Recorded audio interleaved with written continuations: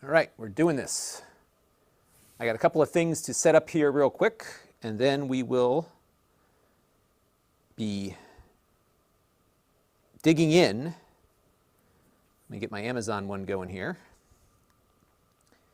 I can't believe it's Thursday already. I've been like running around. So I've got a fun dispatch video that will be up soon. This was a sponsored trip that I went on, but I thought it might be of interest to the viewership. So that was partly the motivation in going, and it was to a Korean startup festival, essentially, or show, over in New York City. So I was there Tuesday and Wednesday, and now I am back here, and this came in today, and I thought I always look for things that I can shoot quickly. So hard drives are easy. Nothing's easy in this business, but hard drives are easier for me to review. So if I wanted to crank out something quick before I started on a big project, I could get this one done relatively quickly. And what attracted me to this is not the design, although some people might like it. I think I'm getting a weird reflection on the plastic here. But is the fact that this is a USB 4 drive, and in full disclosure, Orico sent this to the channel free of charge. What piqued my interest on this is that we have looked at a bunch of drives from WD and SanDisk that support the USB 2x2 standard, which is not supported by most PC manufacturers. However, this one is USB 4. Which should be better supported because, and we're going to put this to the test in a few minutes, because USB 4 is essentially Thunderbolt. So theoretically, we should be able to get the full speed out of this by plugging it into a Thunderbolt-equipped PC and my Mac here, and that's kind of what we're going to do. Although the first thing we're going to do is unbox it. It looks a little bigger than I expected, although I think it's because there's an NVMe inside of it. And I don't know how easy it will be to take it apart. Ooh, it is huge. it's pretty thick here. It is large and in charge. I almost wonder if there are two drives in here. And it doesn't look like I think it's like glued together, so I don't think it can come apart that easily. But the smallest capacity they sell is 1 terabyte at this speed. They've got other ones that are, so it definitely doesn't win the thin and light. It's kind of chunky. It's plastic. I don't think it's waterproof or anything. But you'll notice that it's got that 40 logo on there because that's the USB 4 40 logo. So there you go. I got to say hello to some friends. Let me pull up my chat thing real quick here. And I've got my Mac here too. So we're going to look at the Mac and we'll look at the performance of both here. Give me 1 second. I just got to find I got this new MacBook Air, which I reviewed the other day, and all the things that I'm locked into on my other computers are not locked into here, so I got to figure it out. But our regulars are here. James is here, and Justin is here, and Joe is here, and Scorpion is here, and Romeric is here, Milos is here, Arif Hassan is here, right on schedule with the Atari VCS. One of these days. Paul Bakewell is here. Ed Horn is here. And this is, yes, we're going to need to do a whole video about that. This is USB 4 Gen 1, right? Can you imagine? Why not just call it USB 5? Wouldn't that make a lot more sense? Right, so now there's going to be USB 4 Gen 2, which goes to 80 gigabits per second with the right cable, because your 40 gigabit cable will not do it. And Jack says it has that Partridge Family bus look. I forgot who the artist was. I gotta look this up. Because it's my mom used to have like a pocketbook, like there was all this stuff like I remember my mom had in the 80s that had this look. And I forgot the artist's name that inspired this. Famous artist. It was a very popular, there was a lot of products in the 80s I remember having this look. Let me look this up real quick because it's going to drive me crazy. Unless somebody in the chat knows the art style. Let me look it up real quick. Yeah, it's kind of funny that they went with this because it's something like these people usually make just boring looking stuff.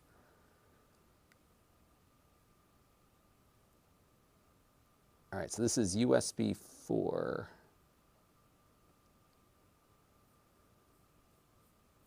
Let me see if I can find the. I think it's on Amazon. Actually, it's on Amazon. What am I doing? Orico SSD. Yeah, here it is. This is, and by the way, this is expensive. So the 1 terabyte one, which they sent to us to review, free of charge, I should point out, $350. Isn't that nuts? And it's not even Thunderbolt labeled, so they don't even have to pay for a Thunderbolt certification. They named the artist in the thing here. So we'll see how it goes. All right, so let's get moving here. We'll figure out who the artist is in a little bit. But we've got some other people to say hello to, and I've got a hard out today around 2:30, 3 o'clock. So I got to go pick my daughter up. So we'll figure out who maybe Mondrian. I think that might be it. Mondrian. I should put this in my document so I don't forget. Yes, Mondrian. Peter Cornelius Mondrian. It's M-O-D-R. I'll put it in the chat. It is. I put it in the chat here. Yes, you got it, Paul. Paul and James got it. That is exactly it. So you guys get the gold star. Tech Guy wants to know, is this real or an eBay scam? We'll find out. This company is actually pretty good on this sort of thing. And I've looked at a few other Orico devices. I think we looked at one of their enclosures a little while back. So they're a legit, this kind of thing manufacturer. They make like enclosures, other types of accessories, that sort of thing. And what I'm going to do here is boot up the big boy again. We've got our ThinkPad, which still has the thermal paste caked on it from the last drive that we looked at. By the way, what I'm not finding, oh, here it is. There is a cable inside. And I'm going to go with the cable that they included, which is this one. And you will need, you know what I'll do too is I'll try a Thunderbolt cable too. Because you have to get a cable that's rated for 40 gigabits in order for this to work. So most USB 3.2 Gen 2 cables are not rated for this sort of thing. So we will figure this out, and then we'll plug it into the Mac. And I'm actually curious. I want to use both this cable, and then we'll use the Thunderbolt cable and see if both work.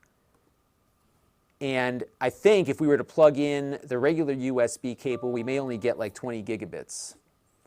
So cable choice here is going to be critical, unfortunately. All right, so this one has the Thunderbolt port, I think, on the side.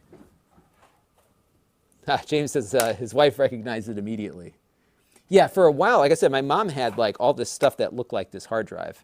And it was weird because I had, I'm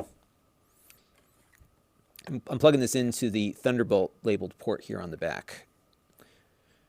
Because my mom had a bunch of stuff that looked like this back in the day. Okay, so the drive is attached. Let's see if there's anything in it or on it. All right. So it did not mount, so my guess is it comes unformatted. So let's go into computer management. Oh, wait a minute. I bet you I know why it's not mounting. Because it might be picking up as a Thunderbolt drive. Yep, sure enough. So we have to grant it permission to attach. Oh, no approval needed. Okay, so it is attached. Okay, so that's not the issue. But it is showing up as a Thunderbolt drive, which is what I was curious about. And it comes completely unformatted. And I'm actually okay with that, believe it or not, because that way you just have your computer formatted for what works best. I'm going to format this one with exFAT, just so I can drop it in the Mac afterward. I'm going to call this Orico. and finish.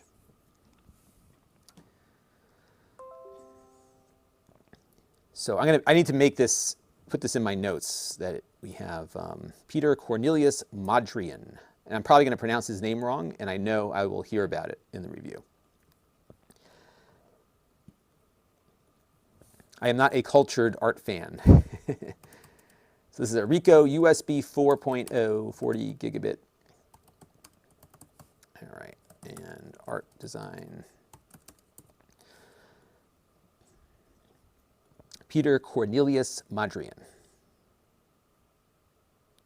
All right. So we have the drive set to go. And oh, what was that? That was weird. It like dismounted and then remounted. All right, now Thunderbolt, if we go back to our Thunderbolt control panel, this is showing up as, it shows up as USB 4, but it's recognizing it as a Thunderbolt device plugged into a Thunderbolt port. All right, so port selection is critical. So let's run the disk speed test. But I have a feeling that given that it's been detected as a Thunderbolt device, we will likely see Thunderbolt speeds out of this when we run the speed test. There we go. And I'll zoom in on the screen here. I don't have the screen hooked up. So, yeah. So the write speeds are not great for a Thunderbolt disk. I mean, it's still better than what you would get on a USB drive by about, 500 megabytes per second. But the read speeds are where I would expect them to be. Believe it or not, Thunderbolt, although it's 40 gigabits per second, it is about 20 gigabits in each direction. So that's kind of what we're at here. So what they promise in their marketing here, I'm just looking through here to see what they advertise. It's got a 3-year warranty, by the way. So let me go to the 40 gigabit per second one. They are advertising, because there was something I saw. Yeah, so, yeah, they're not anywhere near their advertised write. So they are advertising a write speed of 2.8 gigabytes per second, but they're only getting about 1.5, at least on this PC here.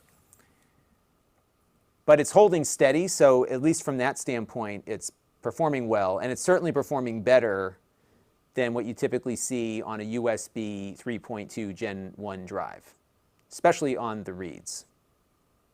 But we're not getting close to what they're advertising. But that's usually par for the course. All right, so now what I want to do is we're going to hook it up to the Mac in a minute. I want to plug in, I want to run the Crystal Disk Mark test on it now and see what we get on that. So I'm going to close this out, and we'll go to Crystal Disk Mark. But I've been running most of my disk speed tests on this one just to get a feel for it. And we'll let that run and see what we get.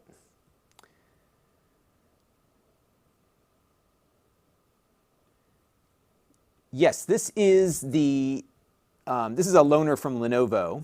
This is a ThinkPad P15, not a T15, a P15. So this is their workstation.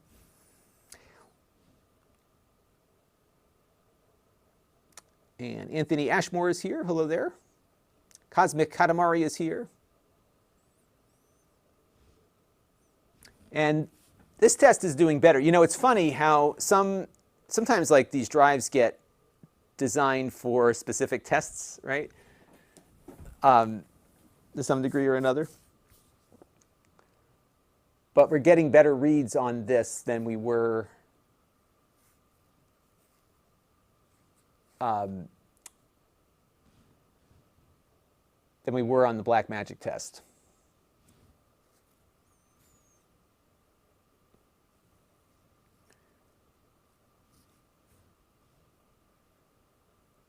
But we'll let that run for a little bit longer here and see what we end up with.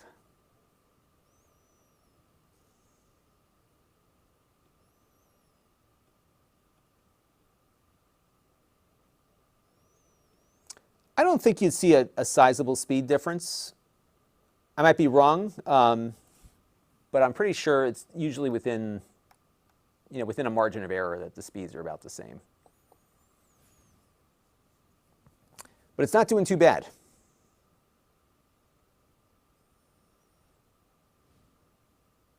This is this is like the sequential reads and writes here, and then these are a series of random reads and writes below.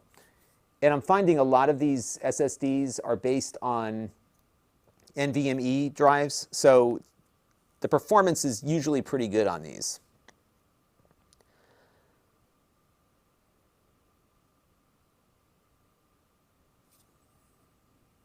And Win32 says Instagram is down. Well, good. Maybe we'll get more viewers on my exciting live stream here. Isn't this exciting?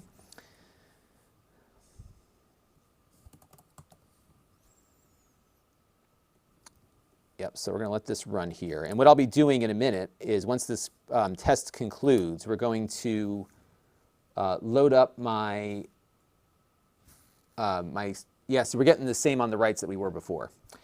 We're going to load up my Crystal disk mark test on my benchmark spreadsheet. And if you go to Lon.TV/benchmarks and you look for the tab at the bottom called New Crystal Disk Mark, you will see the results of this test and how it compares to others. And what I'll be doing after, when I make the full video, is I will put this all together.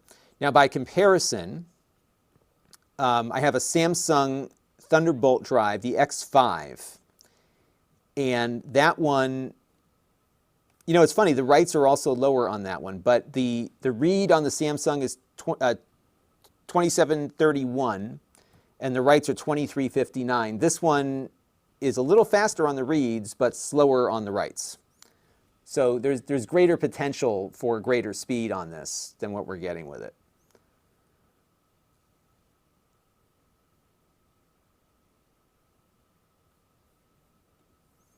And James says, BTRFS is another K-pop band. Yeah, so this thing I was at this weekend, they had hey, Red Hornets on Amazon. Hi there. They had, in addition to this business event, they had a K-pop concert on the roof of Pier 17.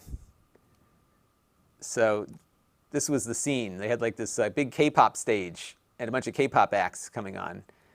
And I don't know if this is true or not, but they had like one of the exhibitors at the event I was at had an app that tracks K-pop bands. And the guy was telling me that most of the K-pop fans are not in Korea. Like, and I would guess that's true because there's more people outside Korea than inside Korea. But like percentage, like the per capita fan base is larger elsewhere.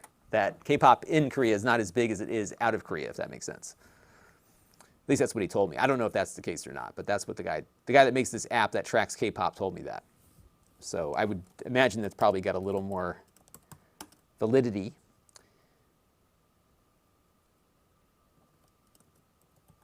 All right, so this is running with USB 4.0, 40 gigabits per second. Our reads are 3027.8. Our writes are 1490.5.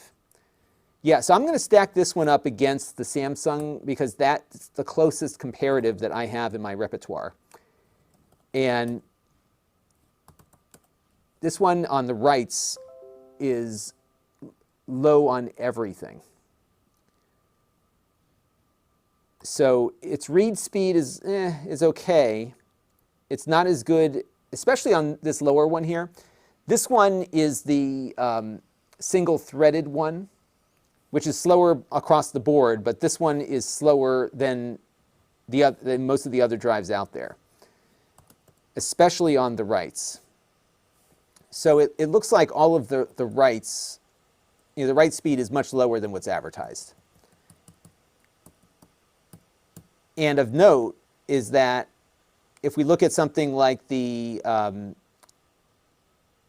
drive we just looked at from WD and SanDisk, which is the ProBlade, You know, it's certainly faster on sequential stuff than the Pro Blade. It's definitely better on this second read column here, but the Pro Blade actually wrote faster on a random write exercise. And the same is true down the line. So, you know, even though the Pro Blade has less bandwidth available to it, it's faster on the random reads and writes than this one is with a faster interface. So that is a noteworthy statistic.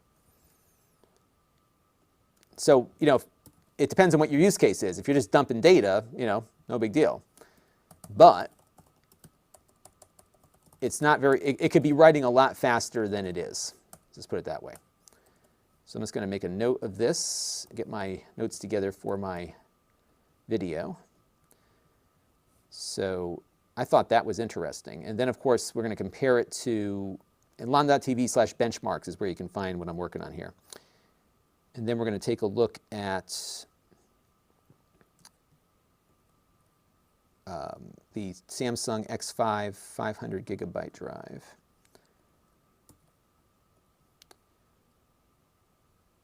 And that's going to be up here.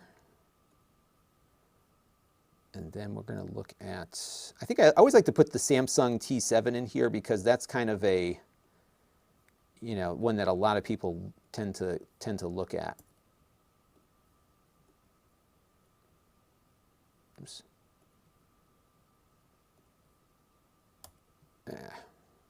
I've been having some issues pasting in spreadsheet columns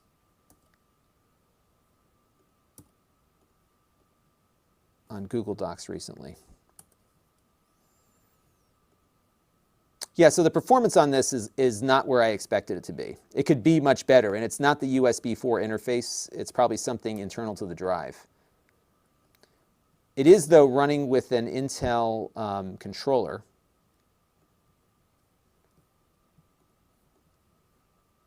Let's paste that in. And we'll plug it into the Mac next and see how it does there.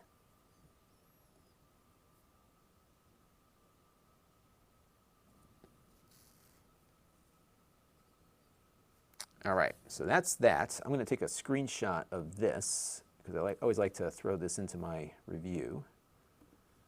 So let's hit the, where's that print screen button? There it is. Boop. I'm not sure where that goes. Supposedly it goes in my OneDrive, but I don't know which OneDrive this one is connected to. Let's see. Yeah, it's empty. So I think I have to do my,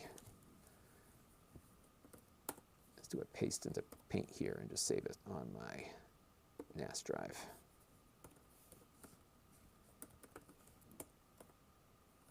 And bear with me for a second here.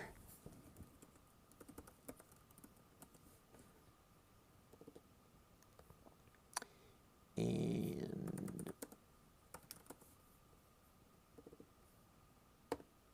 you know what I do want to try? Let's try a Thunderbolt cable and see how that fares.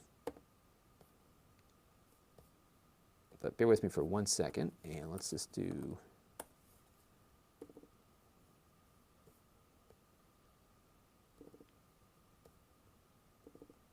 okay, good.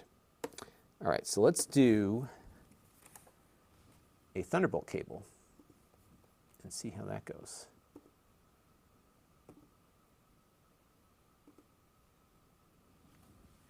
So I'm just curious if a proper Thunderbolt cable will do better. So Red Hornet says, that is the same with techno. It started here in Detroit, but we have only a couple of clubs playing techno, far more popular in Europe. Yeah, I wonder if there is a license fee for his artwork.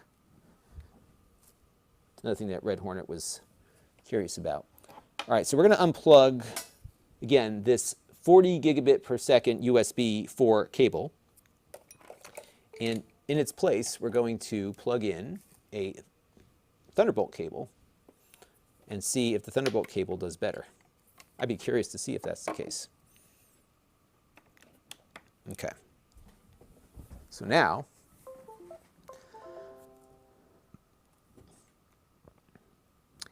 yeah, so if you have, what I found is if you have your computer logged into your Microsoft account it'll actually dump the screenshot right into OneDrive, which I found to be really useful because I can just grab it and drop it into my video production machine here. Okay, so now I'm going to go back to the Blackmagic test. And so now the drive is connected with a Thunderbolt cable. And let's see if it performs the same or better. Okay, so Thunderbolt cable with a USB 4 drive, and nope, exactly the same. A little bit better on the writes actually, but I think this might be a caching thing. Yeah, it's pretty much the same as it was before. No difference. Maybe, you know, it's actually doing a little better on the writes, isn't it? But it's not substantially better. Yeah, now it's starting to cache up again. Yep. Okay. Yeah, they did not put the highest quality, if it is an NVMe, not the highest quality NVMe inside, which is surprising for the price point, right? Yeah, I will say as I'm testing this, I'm having a hard time justifying its price. For sure. All right, so let's pop this drive out. Boop. And what I'm going to do now is plug it into a Mac with this cable and see what happens there. So let's put the PC aside here. It's going to update and shut down. So we'll put Mr. PC down here to finish updating.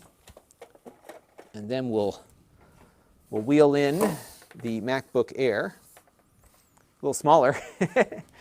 So let me scroll down a little bit here. And what we're going to do is go over to our Mac here. Just clearing out some stuff on the desktop. Leave that up. Okay, so now I'm going to reduce this. And I think I have the, yep, I do. All right, so this MacBook Air has 2 Thunderbolt ports on board. And I'm going to start with the USB 4 40 gigabit per second cable. And let's plug that in. Okay, and this is formatted for exFAT, so it'll pop right up. So if we go over to select target drive, and we'll select the Orico, and we should see about the same level of performance. Yep, right on the same track there.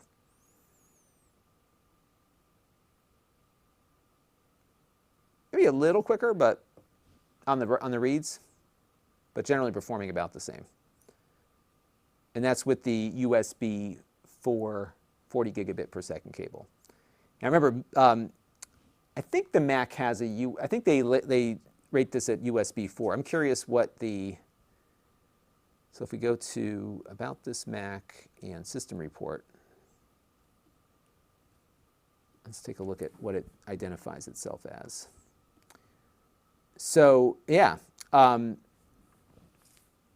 using an Intel controller on here. So when you plug it into a Mac or a PC that's Thunderbolt equipped, it's going to see it as a Thunderbolt drive. But if you have a USB 4 computer, which I don't have a USB 4 computer that doesn't have Thunderbolt built in, right? So it's hard to say what would happen. I did see Lenovo had a few AMD computers with USB 4 built in. So it'll be interesting to test it on that, you know, with a port that's coming through the USB spec, not the other way around. Because what's going to happen here when you plug in a 40 gigabit USB 4 device, it will be seen as a Thunderbolt device if the port that it's being connected to is Thunderbolt. But it is indeed showing up as a 40 gigabit per second port. So it is performing identically here, and something is locking up my, but that's what it is. Yeah, there's not much more to talk about here. It's kind of what it is.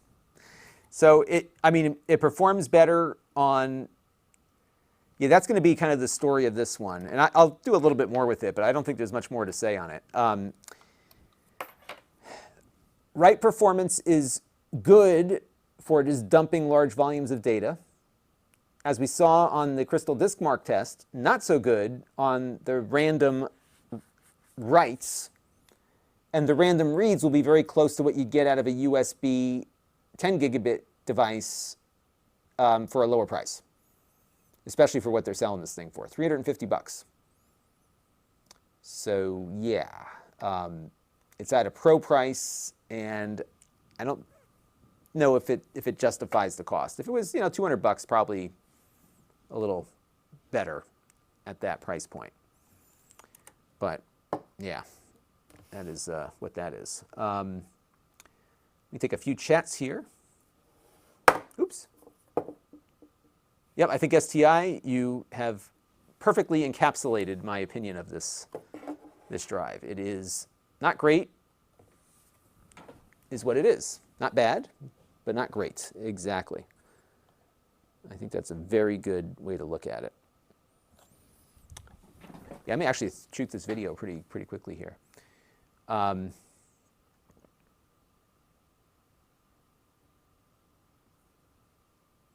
So let's take some other questions here.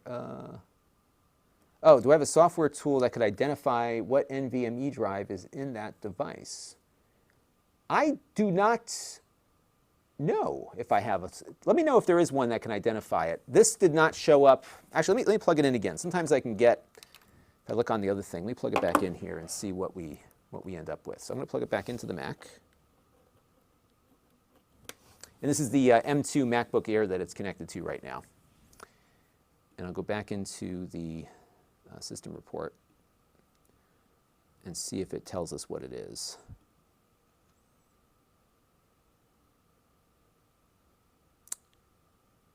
Yeah, it's just showing up as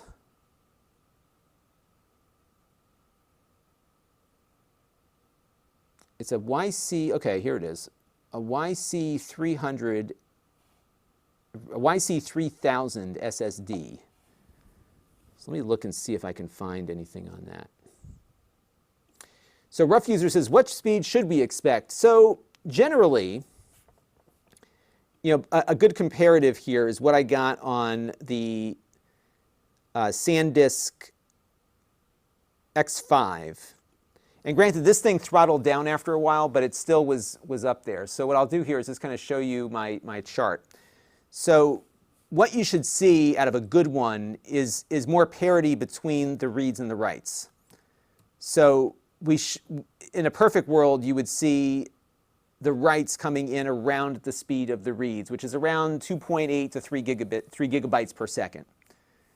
And the max on Thunderbolt in any direction is 20 gigabits per second based on how it works. So when they say 40 gigabits per second, it's symmetrical, 40 gigabits. In other words, 20 down and 20 up is my understanding of it. Correct me if I'm wrong. So there's a max that you'll hit. What strikes me on this testing that we did is not so much these two columns, but the ones over further, because what you have here is when you get into the random reads and writes, and this is the sort of thing that you're going to be doing, you know, running a game or an operating system. So, you know, if you look at the random reads and writes on the Samsung drive, that's Thunderbolt, you know, you're significantly faster on the Samsung. Even when you get into some of the more strenuous tests here, you can see that although the reads are very close here, you know, the Samsung has about a 200 megabyte, you almost doubled the performance doing that same test, especially when you get down into these here. So the top one is the Samsung, the bottom is what we just tested. And so this, especially this single-threaded test is really bad. Because you can see even like I'll have a chart that makes more sense when we do the review. But the ProBlade drive, which is USB 3x2,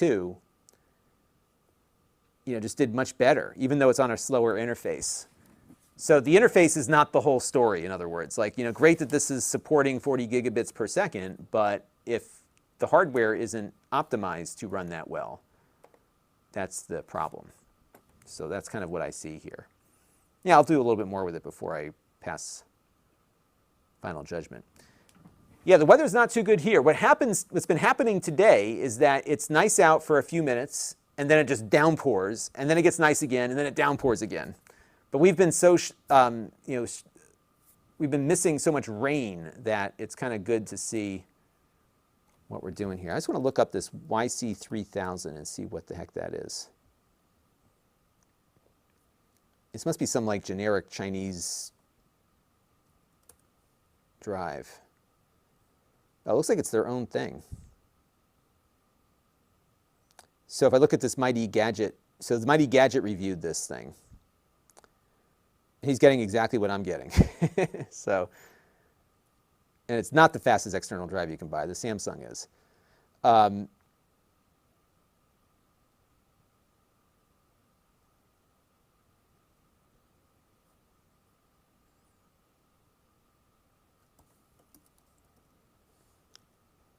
Yeah, they can't identify it either. I mean, I guess if we took it apart, we could probably figure it out, but.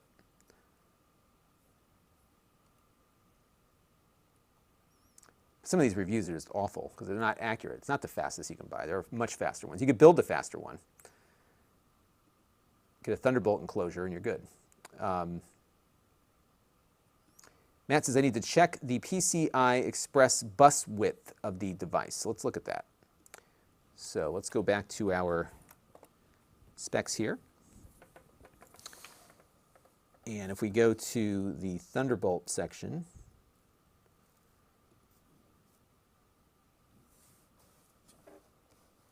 so what I'm seeing here is 40 gigabits per second by 1. And should it be 2? Should it be 2-lane versus 1? I always thought 40 gigabits was 2-lane by default.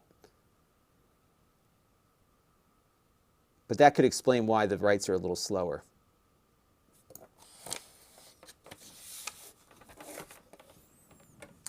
Yeah, no, you never, there's always overhead and stuff, so you never see it kind of right at that full speed. For sure. Wow, that's a heck of a temperature swing, James. Where are you located again? I forget where you said you were located. Oh, here we go. In the console, you can type ioreg. Okay, let's do that. I'm gonna copy and paste what you just did here and see if we get what we get on that. All right, so let me go into the terminal. Oh, that was a long stretch of stuff. Boy, okay, so this is a huge dump here. My goodness.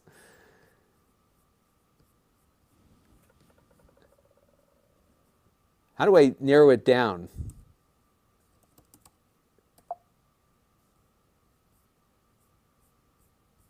I'm getting all this extra stuff. Let's see if it's in here. Let's see.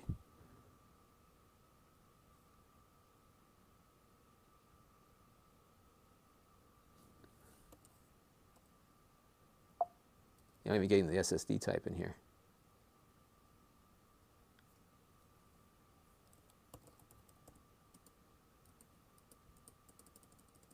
I'm searching for Thunderbolt, which is a lot of results on that. I'll wait for further instructions. It does. There you go, Chris.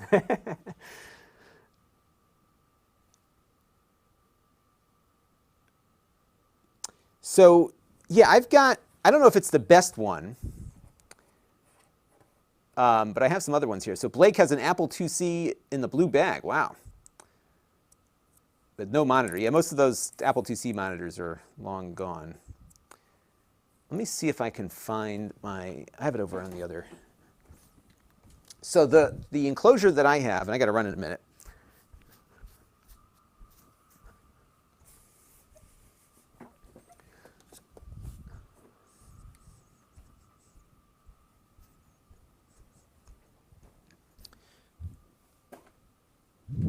So this is the enclosure that I like, or I've been using. This is the Acasis.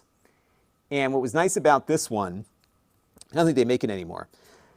One of the first USB 4 devices that I played with. Although what's happening now Initially, it was running at Thunderbolt speed, and long story as to why there's thermal paste on this thing. But initially, it was running at full blast when it was plugged into a Thunderbolt PC. Now it just runs at USB speeds no matter what I plug it into. So I don't know what's happened to that. It's not performing like it used to. But they don't sell it anymore, so I can't even say don't buy it because it's not for sale any longer.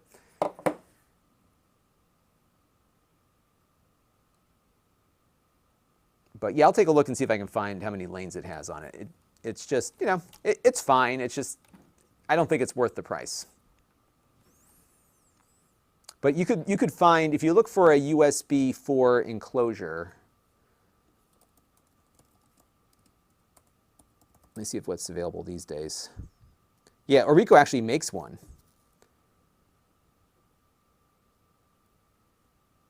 And it's 150 bucks.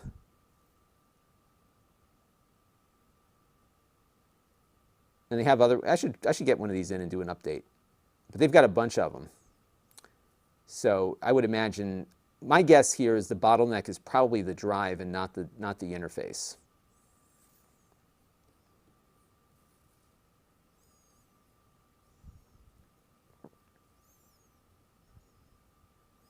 But I got to figure out why. So like I said, this one was like going full bore initially, and then it kind of tailed off. And I have a Samsung NVMe in here, so I got a high quality 1 terabyte Samsung. I mean, it's not bad. It's working fine for video editing. And what I usually do with this drive is when I finish recording a video, I dump the QuickTime footage from my vMix system onto this and then edit on the Mac with this in another drive. Because this is formatted for exFAT, so I can use it on both the Windows PC that I use for production and my Mac. And then I have a Mac formatted drive for the Final Cut file. So I usually use 2 drives for editing most of the time.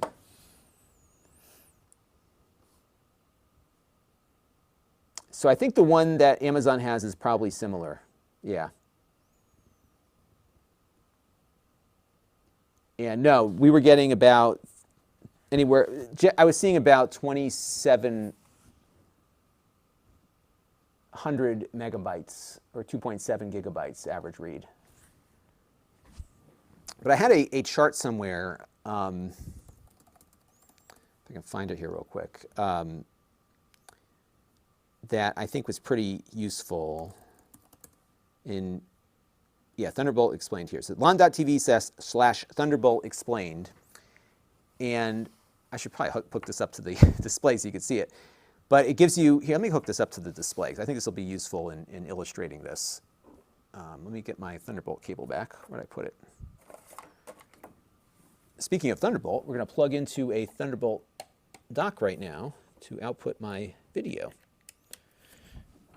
And it's also going to charge my laptop at the same time. How convenient is that? All right, and if I get disconnected, I will come back in a second. And then I got to jet because I got to get ready to pick up my kid. Okay, so let me expand this document here and just show you all what I'm talking about. So they have this chart. Yeah. So remember when they say Thunderbolt is 40 gigabits per second, what they mean by that is that it goes 40 gigabits essentially in, total for the up and down. So it's not 40 in one direction. It is 22 in each direction. The best you'll ever get. And if you look at, let me do a quick calculation here.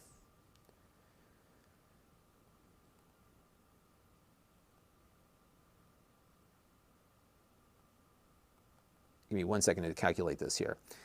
So theoretically, the best you're going to see is about what we saw on the read speed, about 2.7 gigabytes per second is the max that you could really get out of one of these ports. If I'm not mistaken, if I'm wrong, tell me, but that's my understanding. And then you'll see a reduction based on what else you're doing on the wire. So for example, on this chart here, they're showing that if you have a 5K display at 60 hertz going, that's going to eat up some of your bandwidth. So you will have about 18 gigabits per second left after the display bandwidth is happening. Although there's a nuance to this, because if your display is not changing, in other words, the image is static or you're working on a word processing document or whatever, it uses less bandwidth when there's less movement, right? So it'll fluctuate over time, but that's what you can expect. So here's another example, like dual 4K. So this is like the setup that I have on my desk, where I've got two 4K 60 hertz monitors going over the cable. And on the upstream, that leaves about 8 gigabits per second available. So what I have hooked up on my desk are two 4K 60 displays and a 10 gigabit Ethernet. My max upload speed over the internet is 6 gigabits per second, so I'm within the bounds here to get the full performance out of everything on the output side, right? But I can, easily max out the 10 gigabits per second on the Ethernet downstream, because that's a second lane of traffic. So that's how that works. Red Hornet wants to know, what Mac do I prefer to edit video with? I am editing on my MacBook Pro for the most part, although I do edit occasionally on the MacBook Air. And this is my new M2 one, which does pretty well. Even if it throttles a bit, it's fine for what I do. So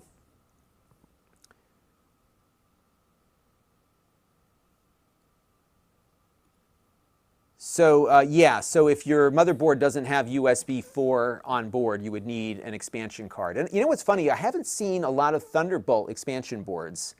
And I think the reason, and this might be a problem for USB 4 also, and I'm probably totally inaccurate with, I'm going to simplify it massively because this is how I think, but my understanding is that Thunderbolt is kind of an expansion of the PCI bus.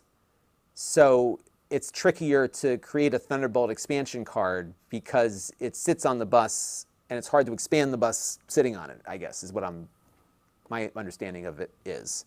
Because I have my old computer's motherboard had a Thunderbolt card, but it only worked on that motherboard because of how the PCI Express and Thunderbolt interact.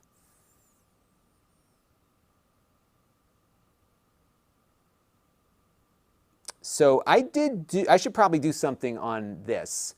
My understanding is that when it comes to USB 4 and Thunderbolt, the only difference is what is required to be supported. So USB 4 20 and 40 have adopted the Thunderbolt standard, which was opened for others to use without having to pay Intel. So there's no certification process for USB 4 in the sense that you have to get it approved. Thunderbolt devices have to be approved by Intel through the Thunderbolt thing.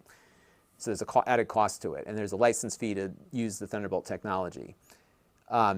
So I would say the difference is that USB is more confusing, whereas Thunderbolt is going to perform in a fashion that's similar across the board. So Thunderbolt, I believe, has to support 40/20, all the USB stuff, power and display all the time.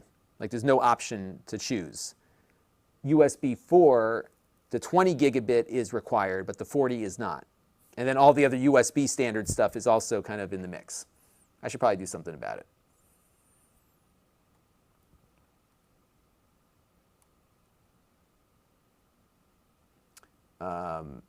Let's see, we're looking at a lot of discussion here about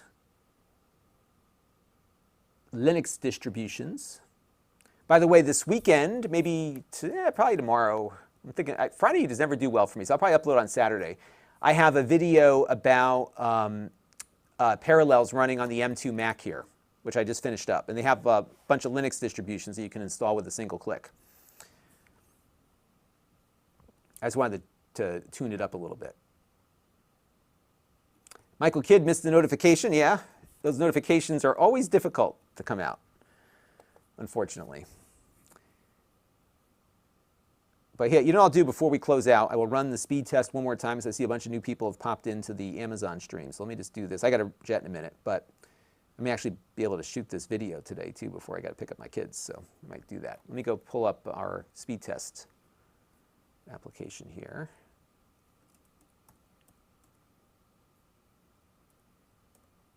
Oh, I never put the backdrop thing back on here either, did I? Okay, let me just move this to a different window. Okay. All right, so let's go and select target drive. I'll put my do not disturb on.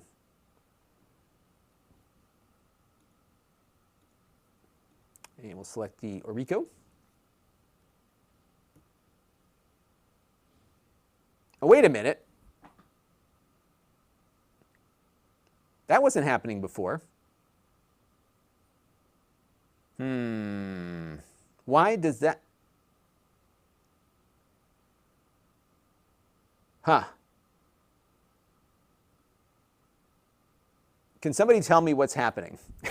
Because we were not getting these read and write speeds before, and now we are. So what changed?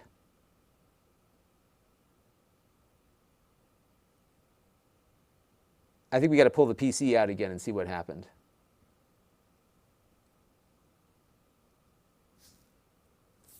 Now it's performing where I expected it to perform.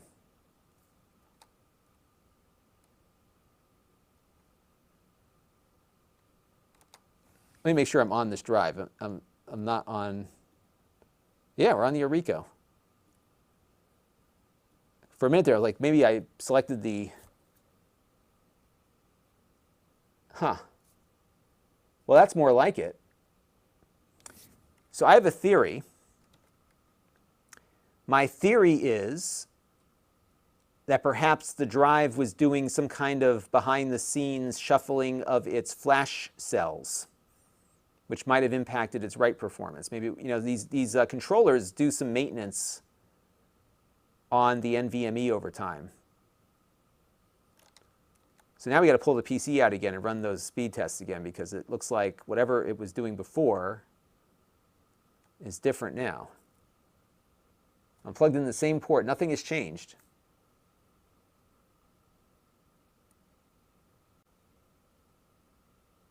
Huh. What do you all think? That's weird. That's why we sometimes take a double check. Yeah, this is much closer to what they were saying. And again, this is what we would expect within the bounds of the limitations of Thunderbolt. And James says, my theory is magic. And Chris says, maybe I kinked the cable. Yep, it's possible. And that's what happens. Michael Kidd, yeah, what's funny is I have the same effect on technology. Like, if somebody's having trouble, I come in and suddenly it just starts working. So that's exactly what I ran into. All right, so what we're going to do now is we're going to take the Mac, put it back to the side here, and we're going to plug this back into the PC and run all this stuff again. And that's it. We're going into overtime. That's exactly it. So yeah, I think the only thing I can think of here is that maybe there was some controller maintenance that was going on, because that does happen with these devices. So that's my working theory. I would say that that could be the case, although we got an identical score, like we had identical issues on the PC here and on the Mac. So when I plugged it into the Mac, it performed exactly the same way it did on the PC.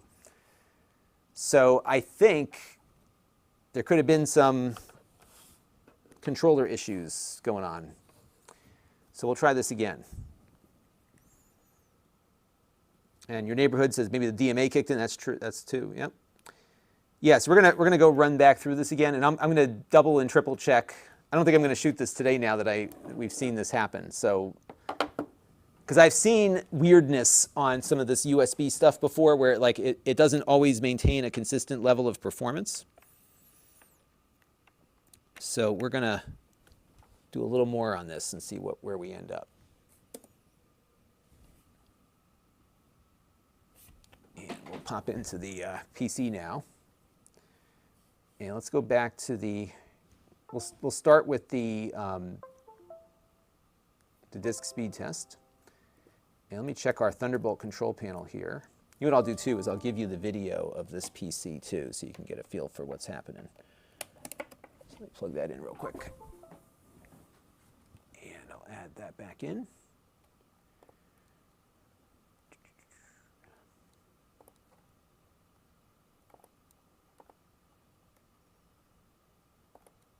Okay, so let me just get rid of that.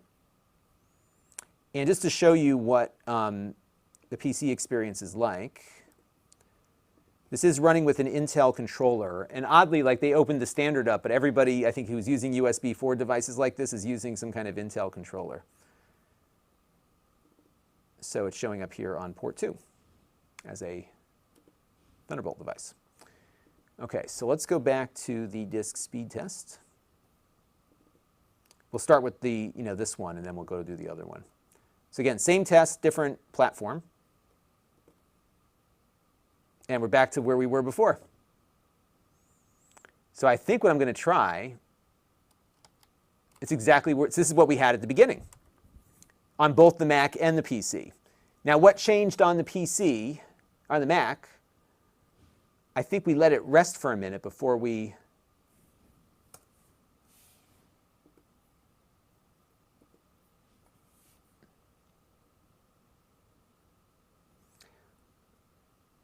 well, of course, I mean, we're not going to change the procedure, but we are going to try to troubleshoot why it's not consistent.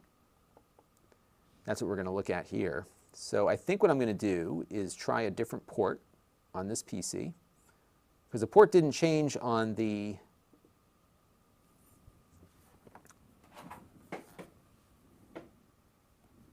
all right, so I'm going to plug it into a different port. So let's try port 1 on this PC.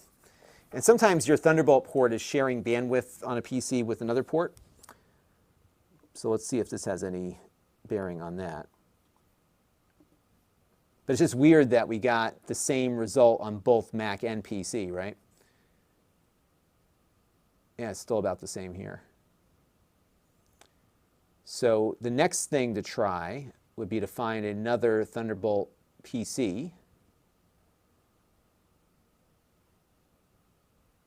And you know what I might do? Because this is an older version. Let's go back to the Crystal Disk Mark test. And let's try that and see if it results in any difference here. I'm just going to run the sequential test first.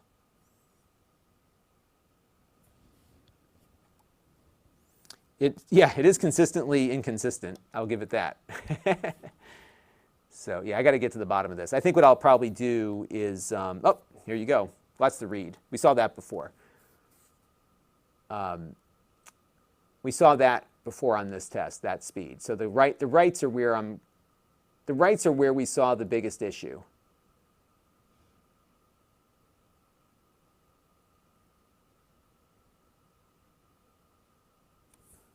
Yeah.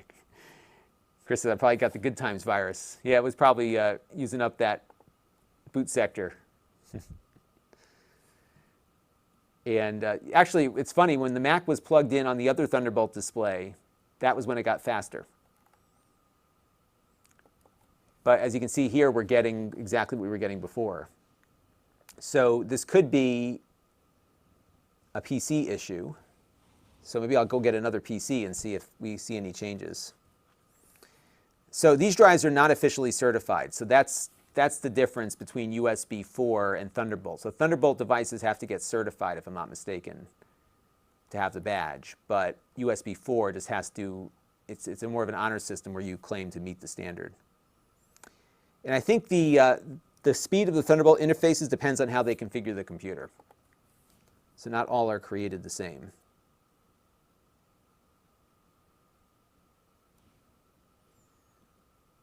Yeah, so there's something up here. And what's funny is that I like to use this workstation laptop because it's kind of like the creme de la creme of laptops. For testing drives, it's been very consistent. All right, so what I'm going to do is we're going to shut this down again. And I think I've got a whole pile of PCs that I haven't gotten to yet to review. It's been a crazy month. I'm so far behind on everything. And by the way, this is like par for the course. Whenever I live stream something, nothing ever works right. So that's kind of how we roll here. But we're going to have to figure out, why are we seeing such crazy swings in performance here? So I'm going to shut this computer down. And I'm going to go find another laptop. And Ken used to run into trouble with UART chips like this back in the day. The Demogons could be. Oh, yeah, that's a good question, John. The write cache. Let's try that real quick. Yeah, let me boot this up again. I'll try the write cache issue and see if that might. Yeah, I was thinking it's garbage maintenance too.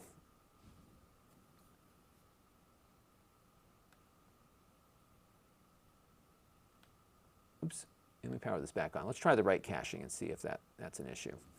Because normally that would be my first go-to, is like maybe the right, but the fact that it was doing the same thing on both was really intriguing to me. So let's try the write caching thing and see what happens. But we know it can do better, right? So that's the question. Like, why did the Mac do better there? So let's look at the write caching. I got to remember how to do that on Windows. All right. So I think it's on the drive itself. So let me go pull up our screen here again.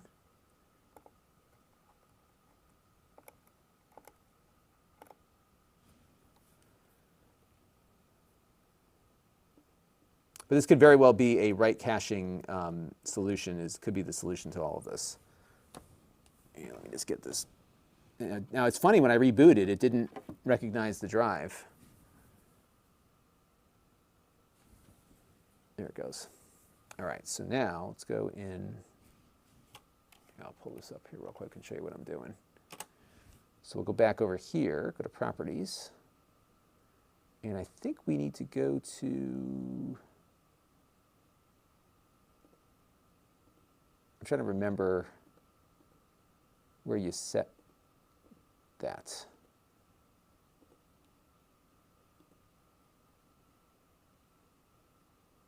Let me see where it is. Write caching is under.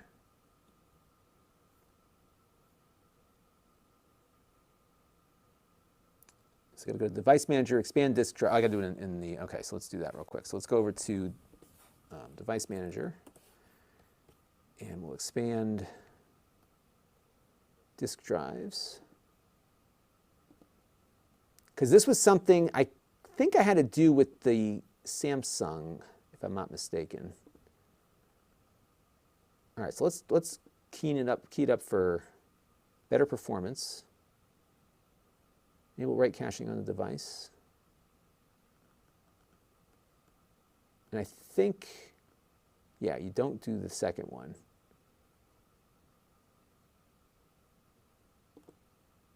All right, so that's good. I'm going to eject it and plug it back in just for a good measure here.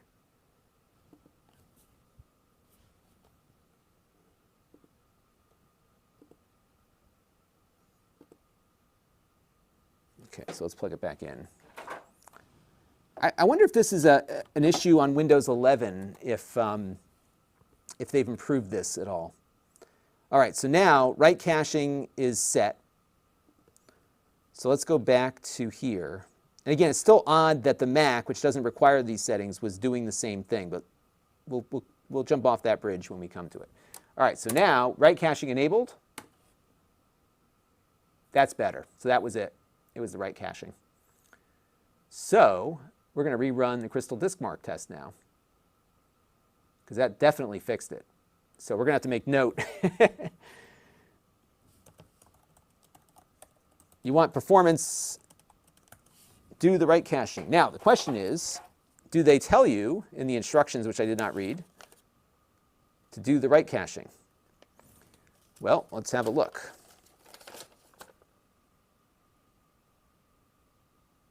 Yep, they actually do tell you about it. So here, I'll give you the overhead. Mobile hard disk use, additional knowledge sharing. So they tell you that here. But we are seeing much better performance out of it now. So there you go. Thank you for the suggestions, everybody. That definitely improved things considerably here. You got to be careful, though, because if you lose power, you lose data, but you get the full throttle performance. And now we're seeing out of this drive what I would expect for a Thunderbolt-equipped drive. So it's getting a little better on the price-value proposition here, at least for this kind of stuff.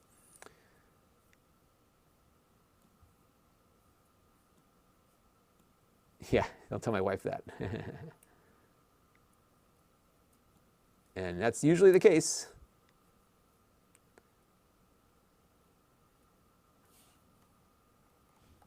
All right. Well, we're going to run the crystal disk mark again then, because I'm very pleased with how it's performing now. So let's do the crystal disk mark test.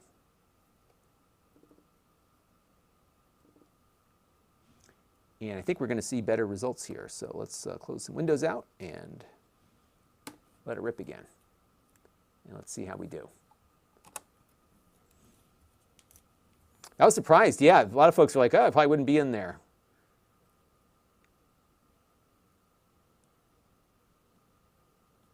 There you go, yeah. A useful manual, although the wording is not the most helpful, right? It's like bad translation.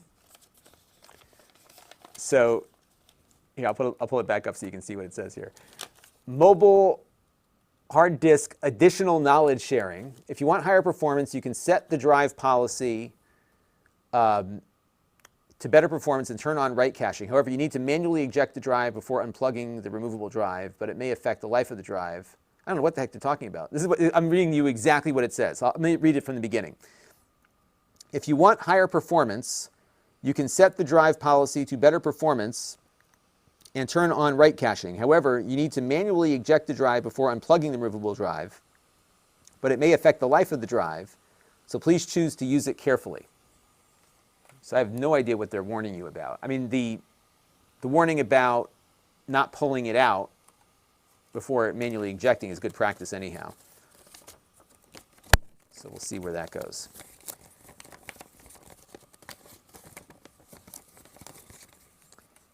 Yeah, I'll run that benchmark before I shoot the review. I'll run it a little bit longer and see what we get.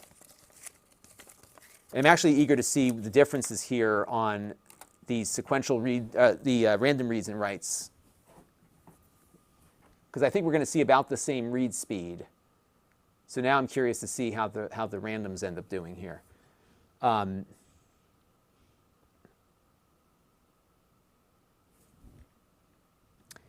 So not on the immediate future on that, but they do have some new AI features on some of their new Synology NASs, so I may take a look at that and see what they have to say. Now, if I go over to, yes, I'm going to have to re-enter all this data that I just put in a second ago, but we're seeing here, yeah, it's actually the reads are even doing better also.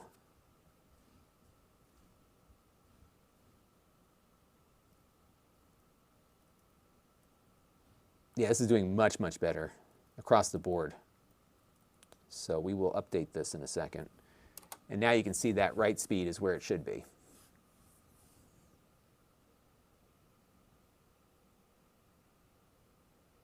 So that is doing much better.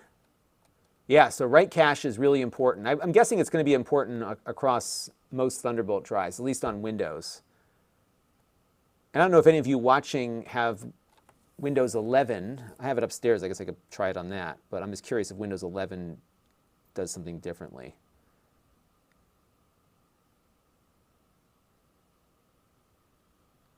Yeah, I'm not sure what they're warning about. The only thing I can think of, because I can't see how, maybe there's some, I don't know what they would be warning about other than it's riskier if you pull the drive out before the cache writes back, right, without properly ejecting.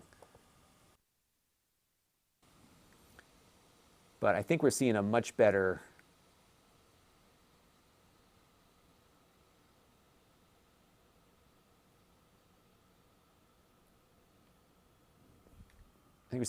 result here. Yeah, so before that 318.9 was 200.6. So it is doing better. I'm really curious about the last column, or the last row, because that's the most challenging random read and write test that it does. I always found that last one to kind of be a real indicator of how it, oh, look at that.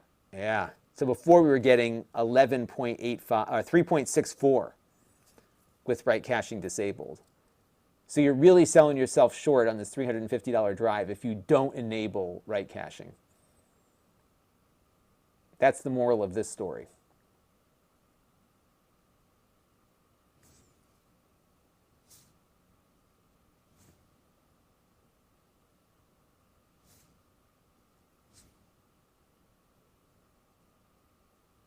And I think it's done.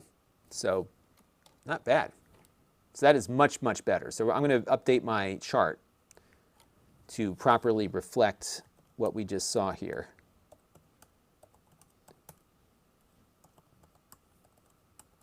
Now, it's still not as good, though, as my Samsung one is. And you can see that review. I did that one a couple of years ago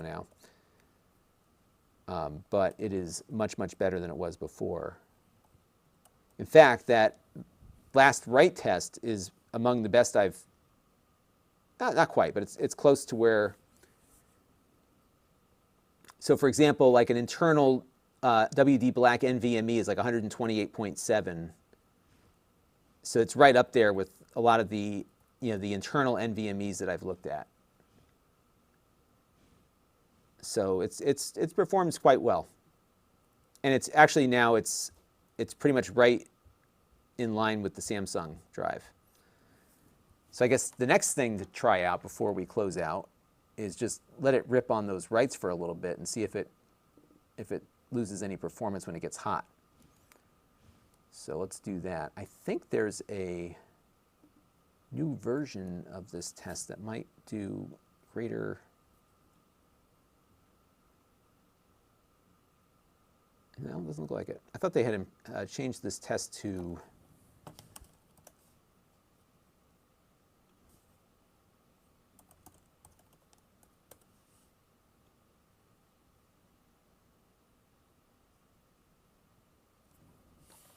yeah, we'll just let it rip here and see how it.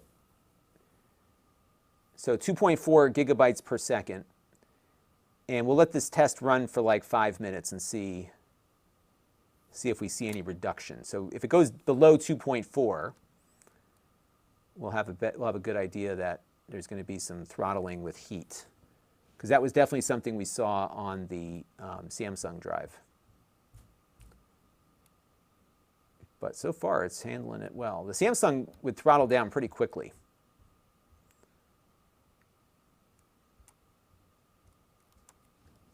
And it feels warm but not hot. I don't know what their heat dissipation strategy is on this thing, but we'll let this rip for a little bit. Because a lot of times within five or so minutes, you tend to see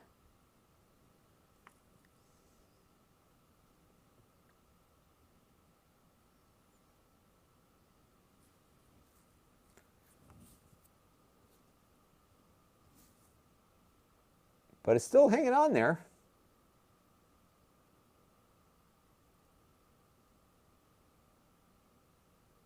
Pretty darn quick.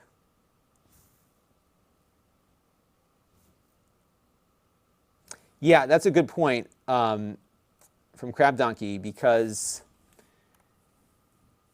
a Thunderbolt only drive is not backwards compatible, whereas this drive is compatible across the board. So this being a USB 4 drive, if I'm not mistaken, will work on a USB 2 computer all the way through Thunderbolt like we're testing now, or USB 4. So it doesn't matter what you plug it into, you'll get the best performance out of it. But yeah, we're doing a lot better. And this is pretty much what like the max you're ever going to get out of a Thunderbolt 3 connection. So as USB 4 2.0 comes out, that will double the bandwidth. So theoretically, you could get just under 5 gigabytes per second of writes and reads in each direction. And Michael Kidd is a storage engineer, so you're the man to talk to on this stuff.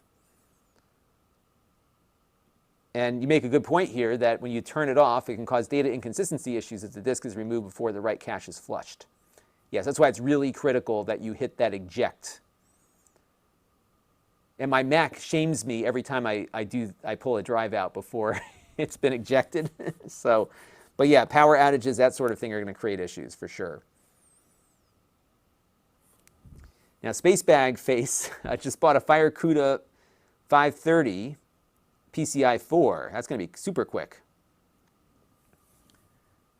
Yeah, this one's holding its own. It's actually doing better than the Samsung does, you know, keeping its speed up here. So, yeah, I've gone from like this is not so worth the price to maybe this is worth $350 if you're looking for a fast external. But remember, you can buy an internal NVMe and get this speed just by plugging it into your computer if you don't need to be portable. But I'm not seeing any real speed reduction here as we've been working it for, we're on about 4 minutes now. It's a little less on the writes now, like it was, you can see it's like struggling. Yeah, it's still hanging in there about 2.4.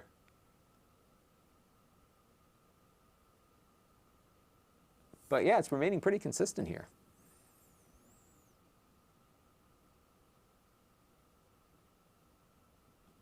So USB 4, this is where it gets so confusing.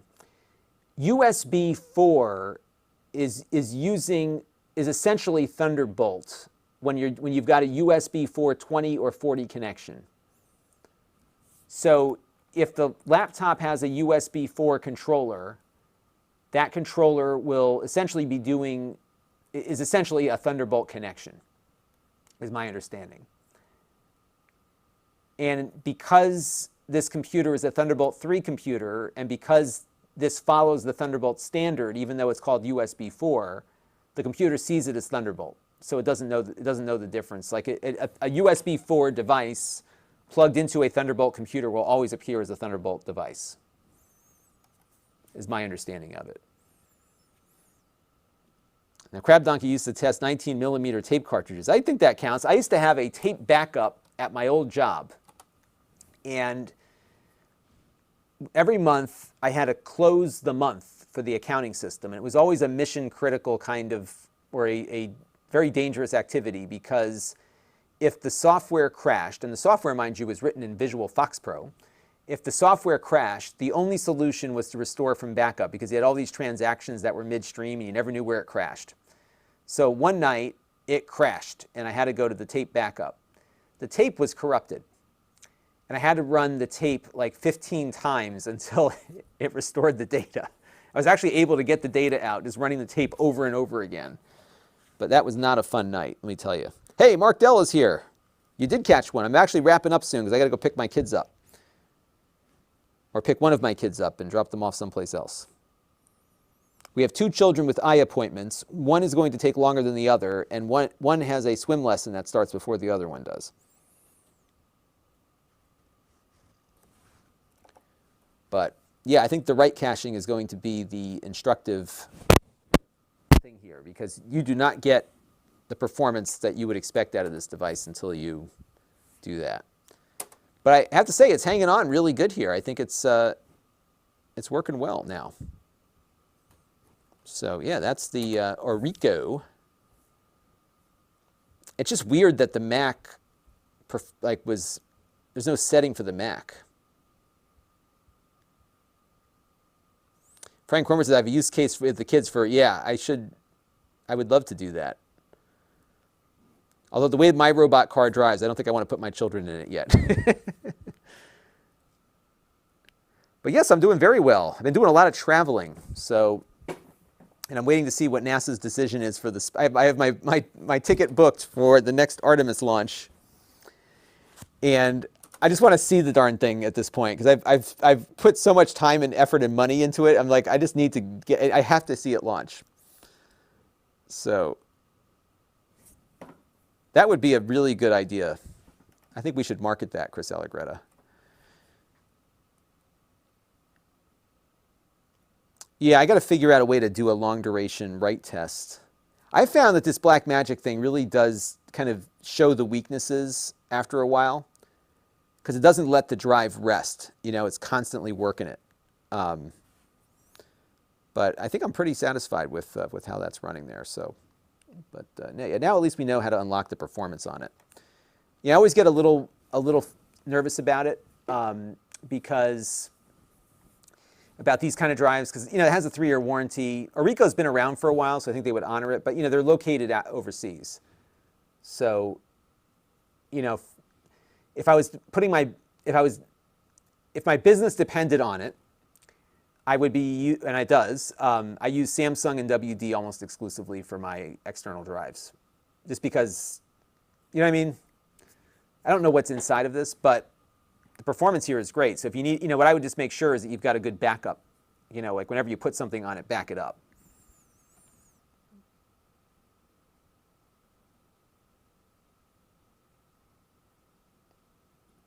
Yeah, my wife handles all the appointments around here. I need to get an eye appointment because my eyes are starting to go here. So it's starting to get to that point. But yeah, it seems to perform pretty well here now. So maybe before I close out, what I would like to do one last time is plug it back into the Mac and see what happens. So let's eject it properly. Got to wait for clearance. Now I didn't get the little ding that says you can take it out, but I didn't hear it, but it's not mounted any longer. Yeah, it is off. Yep, okay, so I'm going to take this now and put it back in the Mac.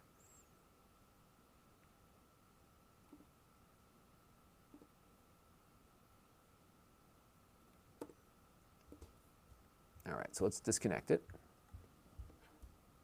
All right, so now we'll bring our Mac back over. It's not that hot. I think there's a big air gap inside. So I don't know if the hot air gets trapped in here or not, but I was expecting it to be a lot hotter. The metal band here on the side is a little hotter than the artwork is.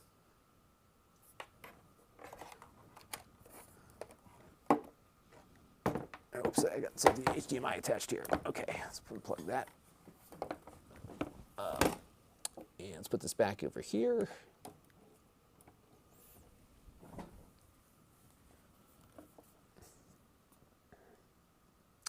Yeah, I bet you know what? The one difference was when we had power attached to the Mac versus not having power attached to the Mac. So maybe that was the determining factor. So Apple might hold your hand with it. That's actually a good theory. So let's put that theory to the test. All right, so right now I've got the Mac here on battery. And let's attach this now. Because that's the only thing that changed before. So let's give you a good look at it here. Okay, so now, I'm going to check out FIO, command line tool. I like command line stuff.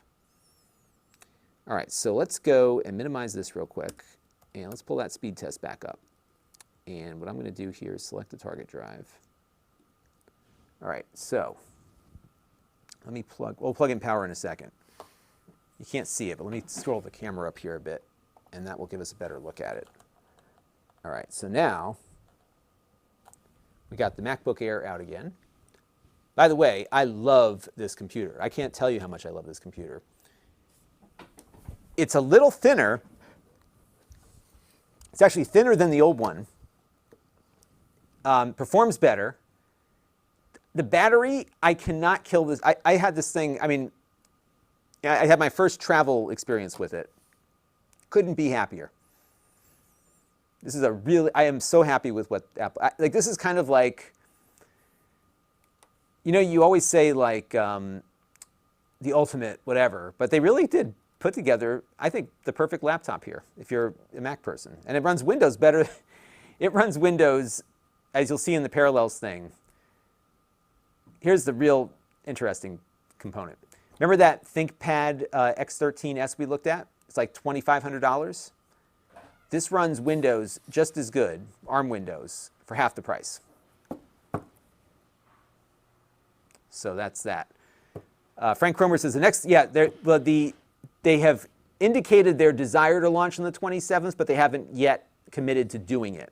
So yesterday they did a fueling test, and they got data from that they're going to use to figure out if they can do the 27th or not. I guess the issue is there's a tropical weather system on the way, so they have to decide very soon whether to bring it back into the shed for safety or pull it back out. Now, October 3rd, I believe, is the date for Crew 5. So what they might do is launch Crew 5 and then launch Artemis. And that might be a really fun trip to do because you could get a twofer, you know, a manned or crewed space flight to the space station, and then the next day have Artemis launch, and you could have both on the pad. I think that's, if I was the PR person at NASA, I'd be like, October 3rd, let's do it, because you'll have all the media there. All right, here we go. So we're going to do not plugged in, and I think there's some validity to this theory that perhaps the Mac is managing write cache based on the power status of the laptop. So here we're getting the slower write speeds again, right? You know, faster read speeds. Yeah, it's back where it was before. Okay, so now let's plug power back in. And let's pull this HDMI out so we don't create any more issues here. So this Thunderbolt cable has power. All right, so now we've got power. And let's run it again. I have a feeling it's going to be the same. Oh, look at that. So it looks like on the Mac, yeah. Now it's not writing on the Mac as fast as it is on the Windows machine, and I have seen that before. But your power status determines whether or not it's like how its write cache is handled. It's got to be it. Isn't that crazy? All right, so let's stop it. And now let me eject the drive, and then we'll plug it in while it's connected to power and see if that gives us any sort of a boost here.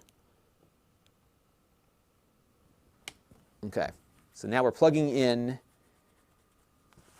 with power attached. So now it's coming in like, okay, I got a new drive plugged in and we've got power connected. So let's go back to here and open. Hang on.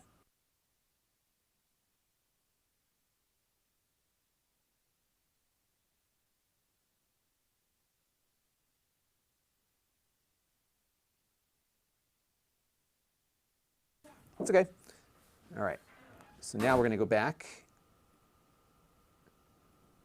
and we're going to hit start. Yeah, it's still better. But you saw we were getting 2.4 gigabytes per second on the PC. This is about 2.1, 2.2. But it's, you know, not quite a rounding error, but certainly within the margin, right? And the Thunderbolt controllers on Macs are a little different because it's an Apple thing versus an Intel thing. But there you go. So the power status of the Mac will determine the write speed of the drive, at least in my scientific, or less than scientific estimation here. So that's interesting, don't you all think? Super chat from Chris Allegretta. Oh, yes, I ordered one. You can get them on Amazon also. So I have two exciting things on the way. One is what Chris just talked about, which is the Logitech game streaming device. That is coming out sometime next month, and I have one on order, so we'll be reviewing that. And then I also, which is also available right now, is the Google Google TV, Chromecast with Google TV HD version that's $30 versus the $50 4K version. And I got one of those coming tomorrow. So I've got so much work to do. You have no idea. I have no time to do it. And Chris says, stop. It's got Nano on it too, Chris. Check it out. There it is, Nano. And if we go to,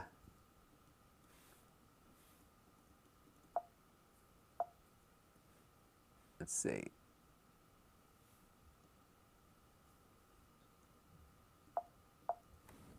Control V, next page. Let's see. Oh, it's next page on. If I go to the About, how do I get the About on this? I see your name on there. But it runs Nano, great. Oh, super chat from, wow, super chats are rolling in now. Thank you, Nicholas.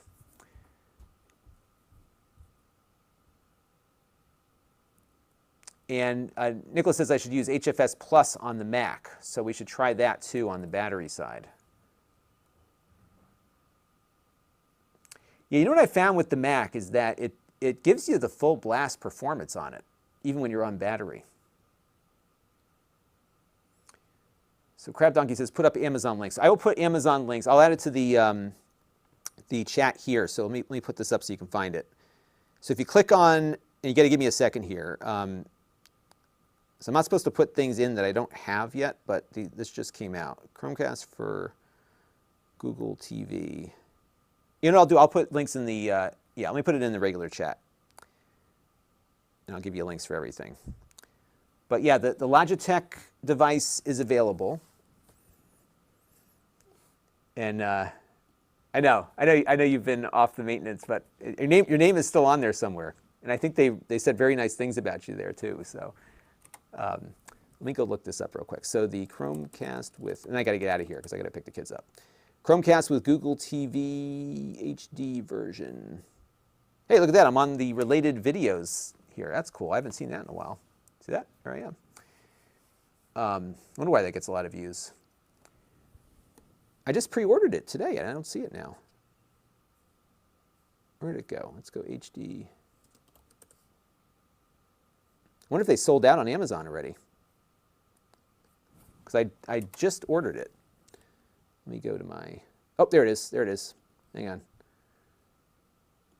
Okay, so I'm going to put this link in to the chat. So this is the $30 HD Chromecast.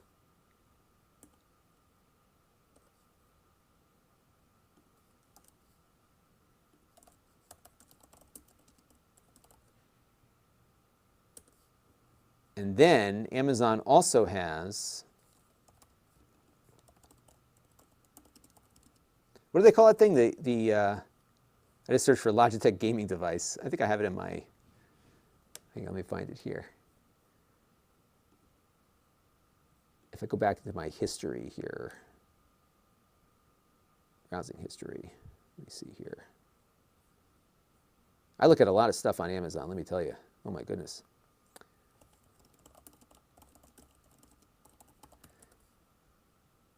Game G Cloud. It's called the G Cloud.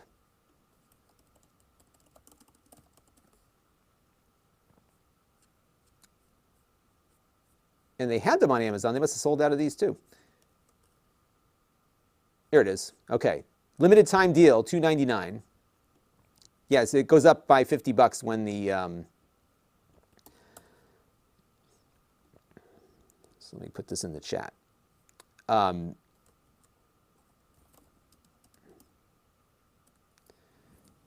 So the G Cloud. All right. So the deal with the G Cloud is that it is a here's me. It is a gaming handheld with a 1080p display, but it's designed for game streaming more than just playing games on it. Although it's running Android, as I understand it. So I would imagine that it's possible, of course, to put your own stuff on it. But I don't know what it has for a processor. But it's got a 1080p display, and we don't typically see that on handhelds. We usually see a 720p, at least for the ones that I've looked at. But it's almost entirely based on cloud gaming. And it's kind of pricey when you think about that, considering you can get a controller for your phone for a lot less money. But they're putting some marketing dollars into it, aren't they? So that's that one. And then the Chromecast device. This is certainly more self-explanatory. So this is the Chromecast with Google TV. It looks like the 4K one, but this one is 1080p only, and it's $30. So it's almost half the price of the 4K one. So I got to hustle on that one, get it up quick. So we will certainly have a review. I'll be working on this tomorrow.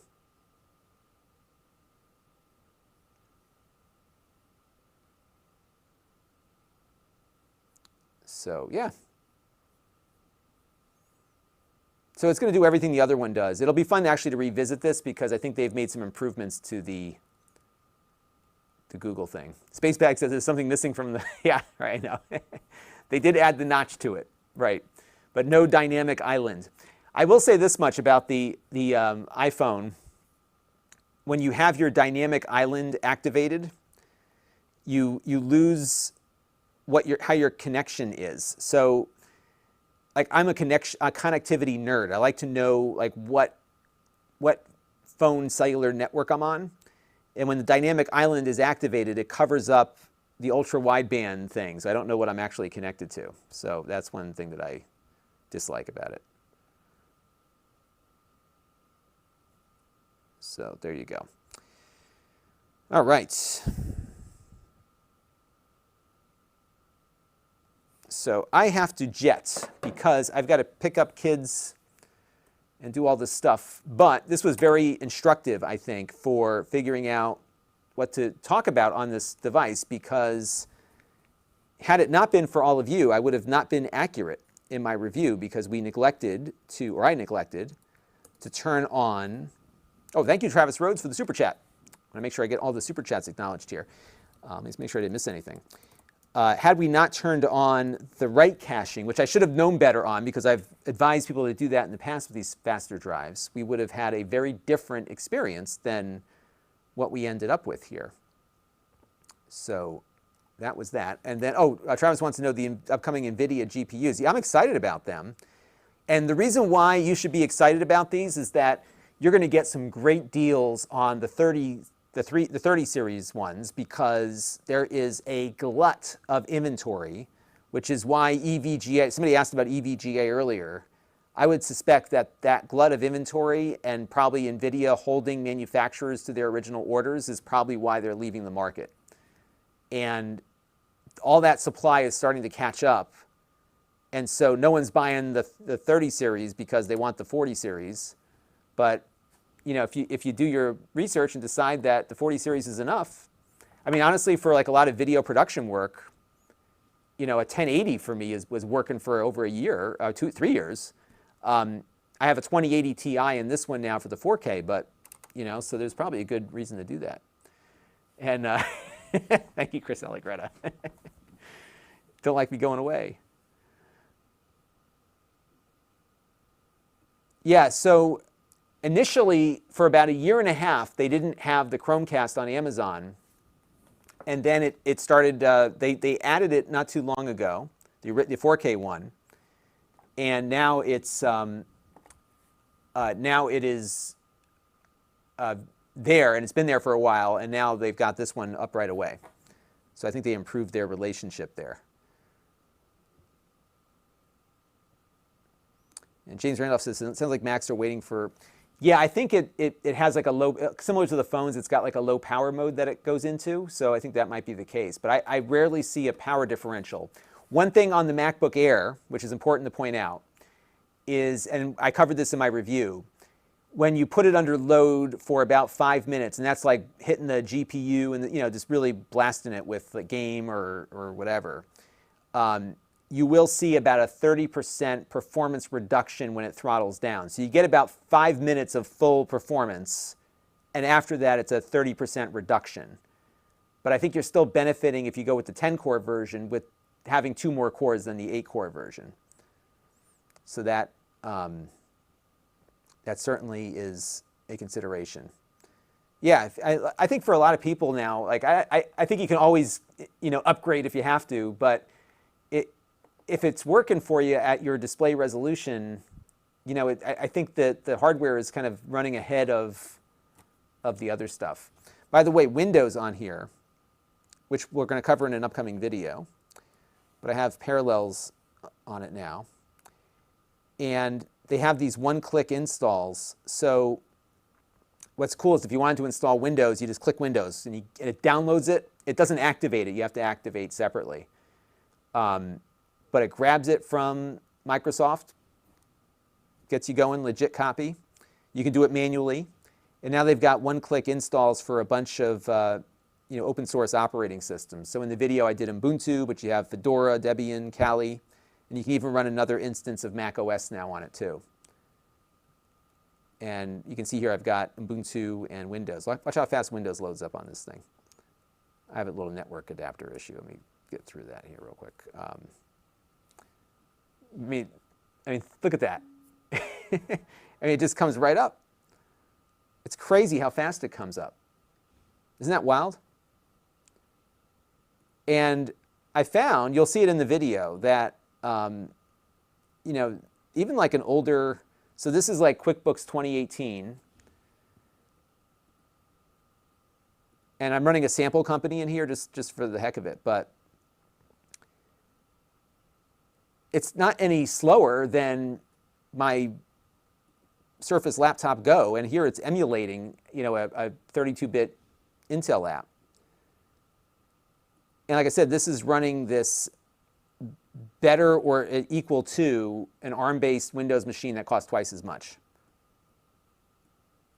You know, and I can adjust, so I adjust our report dates, you know, I can just do all sorts of QuickBooks stuff on here, you know, go there, boom. You know, so it's very quick once it's up and running. And then I can just go like that and I'm back to to Mac, right? It's cool. But it performs, you know, as well as any ARM-based Windows device out there. And this is the ARM version of Windows. The games, you know, the games are going to run about where you would expect them to run. So it's not a good Windows gaming device, but neither are the ARM-based Windows, or the ARM-based Windows machines. And then here's Ubuntu. And then I got to go, because I'm going to get in trouble. So this is Ubuntu. And it too boots up pretty quick. Just got to type my password in here. I forgot what my password is. Did I get the right one? Yeah. And there you go. So I mean, it's great. You know, they have the parallels thing, so you know, if you wanted to go into a windowed mode, it would do that. You know, as far as rescaling the screen and stuff. But I mean, it's been really nice.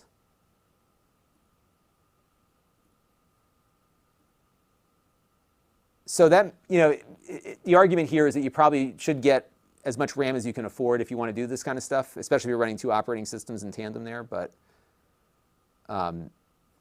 so it's pretty good. Are Linux apps rootless? I have no idea. I do not know. And I usually do Ubuntu just because I think if someone is curious about Linux, that's probably the distro they're going to install.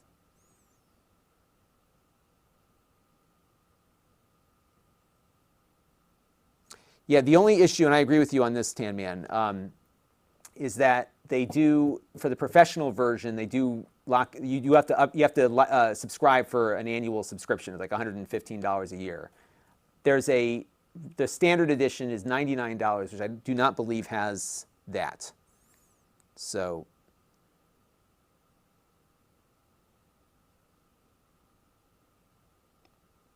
and ARM-based Windows now, no, it'll run 32 and 64-bit software, and it runs it better than it did before on Windows 11.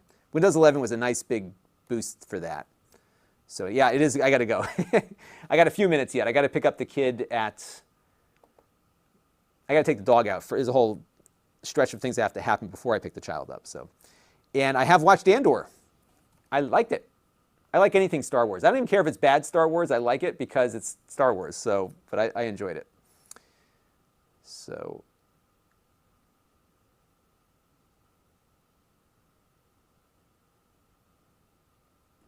Yeah, so here's the thing. On the 30 series, the 20 and the 30 series, my understanding is that, I don't know, maybe they're different physical encoders, but I have 3 on vMix with this particular GPU that I have now, the 2080 Ti. I have 3 hardware encoders I can use simultaneously. In fact, 2 of those encoders are being used this minute to send one stream to YouTube and one to Amazon, because my Amazon stream is 720p 30 and YouTube is 4K 30. But I got to run. So 773 to all of you. KC1RGS is clear, or will be clear. I got a jet. Yes. I got to also finish studying for my exam, so we're getting there. All right. Well, I am going to. Okay, I'll give you that. I'm not a fan of the Star Wars Christmas special. You are correct. I did not see that abomination on TV when I was a kid, thankfully. I don't know how I missed it, but maybe I was too young. All right, I got a jet, but I will catch you all on the next stream, which might be tomorrow. So stay tuned and set your notifications, and I'll catch you next time. Bye-bye.